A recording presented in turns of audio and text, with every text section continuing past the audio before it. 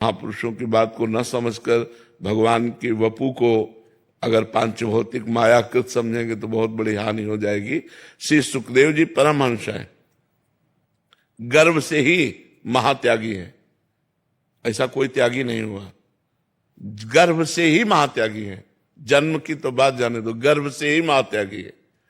जन्म लेकर के जब चले तो श्री कृष्ण द्वैपायन भगवान व्यास देव जी ने पुकारा, यम प्रव्रजेंत मनु पेत मपेत कृत्यम द्वैपायनो विरह कातर आजुहावो पुत्रेति तन्मय तया तरवो विने दुस तम सर्वभूत हृदय मुनिमानुतोष्मि। हा पुत्र हा पुत्र। सुखदेव जी ने मुड़कर पीछे नहीं देखा, अपने मां को नहीं देखा, अपने पिता को नहीं देखा, और समस्त वृक्षों में संकल्प किया तो हर वृक्ष से निकलने लगा सुकोहम सुकोहम सुकोहम, मैं सुखदेव हूं, मैं सुखदेव हूं। समझ गए कि इनकी ब्रह्म में स्थिति है, सार्वभौम ब्रह्म में स्थिति। मन से नमस्कार किया कि ऐसा पुत्र। और वही सुखदेव जी, उन्हीं भगवान व्यास देव जी के शिष्य के द्वारा गाया हुआ एक श्लोक जब सुना, बरहा पीडम नटवर बपु कर्णयोः कर्णिकारम बिभ्रदवासः कनक कपिसम वैजयंतीं च मालाम रंध्रान वेणोरधर सुधया पूरयन गोप वृंदै वृंदारण्यम स्वपद रमणम प्राविशद गीत कीर्ति। कनेर के फूल लगाए हुए हैं, मोर पक्ष धारण किए हुए हैं, सुंदर चित्रकारी की गई धातुओं से, नवीन नवीन कोपल जो वृक्षों के पत्ते, नवीन पत्ते वो जगह जगह लगाए गए हैं। नटवर वेश वपु धारण किए, अधरों में बंसी विराजमान है, साथ में सखागण उनकी जय जयकार करते चल रहे। जब ये रूप सुना तो आसक्ति पैदा हो गई। कहा और सुनो, तो बोले और तो हमारे गुरुदेव के पास है। तो 18,000 श्लोक कंठस्थ किए और मुख्य प्रवक्ता भागवत के, प्रथम प्रवक्ता भागवत के श्री सुखदेव जी महाराज हुए और श्री कृष्ण आसक्त हो गए। मधुसूदन सरस्वती जी निराकार ब्रह्म की उपासना में दृढ़ थे, वो नहीं मानते थे साकार रूप को। तो भक्तों ने भगवान से प्रार्थना की कि इतना बड़ा महापुरुष ऐसा बोलेगा तो भक्तों के हृदय में बड़ी चोट पहुंचेगी। तो देखा उनका दृश्य बदल गया, देखा यमुना का पावन तट, ललित त्रिभंगी मुरली धारण की हुई, बंसी बजाते हुए धीरे धीरे गज की चाल से चल रहे। भूल गए सब ब्रह्मानंद। बंसी विभूषित करा नवनीर दाभात पीतांबरा दरुण बिंब फलाधरोष्ठात पूर्णेन्दु सुंदर मुखा दरविंद नेत्रात कृष्णात परम किमपि तत्व महम न जाने। कृष्ण से भी कोई परम तत्व है ऐसा मैंने भूल गए ब्रह्मानंद। बड़े बड़े ब्रह्मानंदों के ब्रह्मानंदी का ज्ञान भुलवा करके और अपने में आसक्त कर दे, वो रूप है। क्या वो रूप पांचभौतिक हो सकता है? जिन महर्षियों ने, जिन ब्रह्म ऋषियों ने, जिन भक्तों ने सब रूप रस का त्याग करके संसार के शब्द स्पर्श रूप रस गंध का त्याग कर दिया, वो श्री कृष्ण रूप में अनुरागे, वो राम रूप में अनुरागे, तो क्या ये पांचभौतिक स्वरूप है? ये चिदानंद में स्वरूप है, सच्चिदानंद रूप आए, ये बात समझना होगा। तो ये जगत क्या है? ये भगवान का मायाकृत रूप है। इन देहों में आसक्ति नहीं करना, लेकिन भगवान में परमाशक्ति करना है। अब यही तुम्हें और बता दें बिल्कुल सरल भाषा में। गुरु का शरीर मायाकृत है, मानते हो?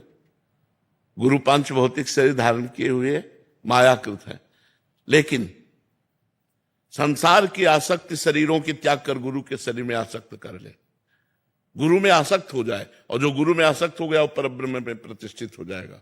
तो विचार करो, जब पांच भौतिक देहधारी गुरु में आसक्त कर लेने पर वो ब्रह्म में स्थित हो जाता है। गुरु आसक्त चित्त ही महान पुरुष हुए हैं। जितने हुए हैं महान पुरुष वो सब गुरु आसक्त चित्त हुए हैं। कोई भी महापुरुष हो उनको देखो अपने गुरु में कितने आसक्त है। ऐसे आसक्त महापुरुष जो समस्त देहों का राग त्याग दिए, अगर देहासक्ति ना करते, गुरु से प्यार ना करते मां की तरह, तो वो स्थिति प्राप्त ना होती। तो गुरु तो पांच भौतिक देहधारी होता है और भगवान तो चिदानंद में देह वाले होते हैं। अब विचार करो, पांच भौतिक देह में ये अग्नि तत्व तो इसमें मिला हुआ है, अगर मुंह में कोयला रख दिया जाए तो जल जाएगा ना। और भगवान श्री कृष्ण 5 वर्ष की अवस्था है और ग्वाल बाल पूरे जंगल में आग लग गई और सब बीच में फंस गए, मैं गऊओं सहित। कहा कन्हैया हम सब मर जाएंगे, इतनी ये जो जंगल की आग है ये हमें सब भस्म कर देगी। भगवान मुंह बगारा और पूरी आग को पी गए। दूसरी बार मुंजा टबी में आग लगी, सबसे कहा आंख बंद कर लो और सबको भांडीरवट भेज दिया उनको उठाकर, और आप पूरी आग को पी गए। आप विचार करो, एक बूंद जहर काफी है कालिया का लोगों को मारने के लिए। पूरा जहर का दह है और उसमें काली नाग रहता था 101 फण वाला। भगवान कूद करके उस दह में और उसको मान मर्दन करके और आदेश किया रमणक द्वीप जाइए। और भगवान, अगर भगवान का पंच भौतिक देह होता वहीं भस्म हो जाता। सोचिए 7 वर्ष के गिरधारी हैं और 21 किलोमीटर के गिरिराज जी हैं। ऐसे 7 दिन 7 रात, क्या 5 भौतिक शरीर में ऐसी सामर्थ्य है? विचार करके देखिए। तो महापुरुषों के कथन को हमको समझना होगा। इन देहों से राग मिटाने के लिए कह रहे हैं, ना कि भगवान से। जब भगवान में प्रेम हो जाता है तो सुंदरदास जी ने लिखा है, न लाज तीन लोकन की, न वेद को कहो करे, न शंख भूत प्रेत की, न देव जक्षते डरे, सुने न कान और की, दृश्य न और इच्छना। सुंदरदास जी कहते यही है भक्ति प्रेम लक्षणा। जो प्रेम किससे? भगवान से ना। ये बात सर आप और पढ़ करके देखिए, कितनी वाणी में भगवान के कितने सुंदर प्रेम का वर्णन किया है, कितने सुंदर प्रेम। तो महापुरुषों ने निराकार और साकार दोनों का वर्णन किया है। तो भगवान की देह से वैराग्य की बात कहीं नहीं कही गई। आप कहीं हमें लिखित दिखाना कि भगवान की देह से जितने बड़े बड़े परमहंस हुए वो सब भगवान में आसक्त चित्त थे। देखो सनकादि निरंतर हरिशरणम रटते रहते हैं। भगवान शंकर भगवान का चरणोदक माथे पर धारण किए हुए गंगा जी और हर समय हरि कथा कहते रहते हैं।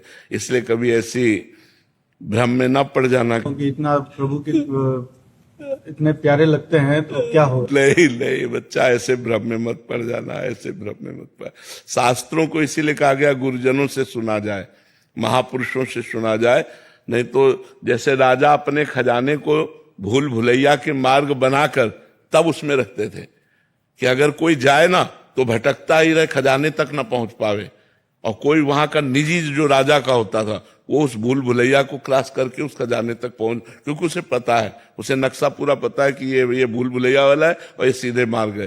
तो प्रथम सुने भागवत भक्त मुख भगवत बानी। किसी महापुरुष से शास्त्रों का स्वाध्याय करना चाहिए जिससे उसके रहस्य समझ में आ जाए, नहीं हम भ्रम में पड़ जाएंगे। और जैसे अब ये भ्रम पड़ जाए तो बहुत बड़ी हानि हो जाएगी, पूरा जीवन व्यर्थ चला जाएगा। भगवान पर दोष दर्शन हो गया तो बचा क्या? भगवान के श्री विग्रह में दोष दर्शन हो गया तो बचा क्या? ये बात बहुत समझना है, नहीं? अर्पित